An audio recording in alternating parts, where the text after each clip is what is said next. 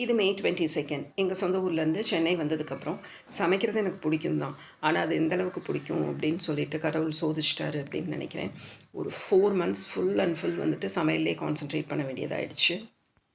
ஃபுல்லாக diet food தான். சமைக்கிறது ஈஸி தான், ஆனால் சாப்பிட்றது தான் கஷ்டம். ஒவ்வொருத்தருக்கும் ஒவ்வொன்று பண்ண வேண்டியது இருந்தது. க்ளீனிங் ஒர்க், அதுக்கப்புறம் லாண்ட்ரி ஒர்க், இதுக்கு இடையில வந்து என்னோடய பிளான்ஸ், இதுதான் எனக்கு பெரிய வென்டிலேஷனாக இருந்தது. எனக்கு ரிலாக்ஸ் பண்ணுறதுக்குன்னு கிடச்ச டைம் ரொம்ப கம்மி தான். அதனால் ஹெவி பேக் பெயினில் வச்சுருச்சு. இதுக்கு இடையில என்னோடய டெஸ்ட்டையும் போய் நான் முடித்தேன். 3 மந்த்ஸ்க்கு அப்புறம் என் ஹஸ்பண்ட்க்கு ரிவ்யூ. அதனால் மதுரை போய் அதெல்லாம் முடித்தோம். நான் எதுக்குமே இவ்வளோ ஃபீல் பண்ணதில்லை. அவ்வளோ அழுக வந்துடுச்சு நான் ஊருக்கு கிளம்பும்போது. கிளம்புறதுக்கு முன்னாடி டாக்டர் ஒன்று சொன்னாங்க, உங்களை மாதிரி கேஸஸ் எல்லாம் ரொம்ப ரேர் தான்.